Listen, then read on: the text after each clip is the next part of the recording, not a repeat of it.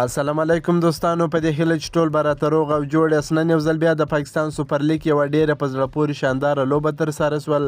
نن سبا د پاکستان سوپر لیګ کې پیچ د بیټینګ دپاره جوړیږي چې په هغه کې بالران ډیر ښه نه ځلیږي، خو د بالرانو په پرتله به بیټسمینان ډیر ښه ځلیږي. هر لوبغاړي خپل وړتیا ښکاره کوي. نن یو ځل بیا تر ټولو لوړ هدف چیس و، یعنی ملتان سلطانزي لوبډلې پېښور زلمي ته تر ټولو لوړ هدف هم چیس کړي، یعنی پېښور زلمي لوبډلې ته ستره ماته ورکړه.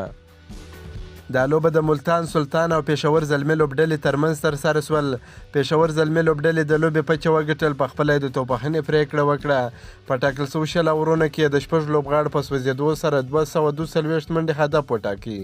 بابر اعظم ډېره چټکه توپخنه ترسره کړل، په 19 بالونو باندې 83 منډې جوړې کړې. 9 څلوریزې 2 شپږیزې په بیټینګ شاملې وې. سیم ایوب په 13 بالونو باندې 58 منډې جوړې کړې. کوډمور 38 منډې جوړې کړې. محمد حارث 15 منډې جوړې کړې. عظمت الله عمرزي بیا په 6 بالونو باندې 14 ناسوځېدلې منډې جوړې کړې. د ملتان لوبډلې لپاره بیا باس افریدي ډېرې زبردسته بهترینه توپچونه په نن لوبه کې ترسره کړه. که څه هم پیچ د بیټینګ دپاره ډېر جوړ و، خو ده هم ډېره ښه توپچونه ترسره کړل.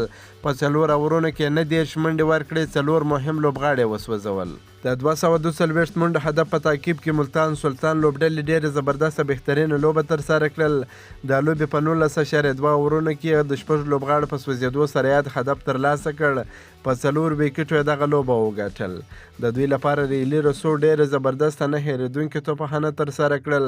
په 50 بالونو باندې 121 منډې جوړې کړې. 12 څلوریزې 8 شپږیزې په بیټینګ شاملې وې. کیرن پولارد هم ډېره چټکه توپخانه ترسره کړل، 52 منډې جوړې کړې. د پېښور زلمي لوبډلې بالران بیا نن ډېر وټکول سول. عظمت الله عمرزي په 4 اورونو کې 62 منډې ورکړې، 2 ویکټې یې واخیستې.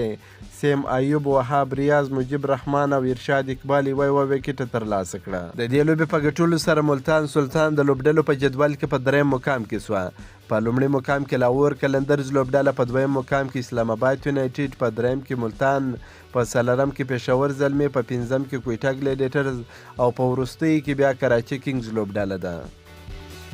که مو دا ویډیو خوښه سوې در سره لایک کړئ، د خپلو ملګرو سره هم شیر کړئ او خپل نظر هم لاندې په کمنټ کې راته پرېږدئ. که په دې چینل کې نوي یاست پوپل سپورټس در سره سبسکرایب کړئ. د نور تازه معلوماتو لپاره هم زموږ سره اوسئ. تر بلې ویډیو پورې د الله په امان.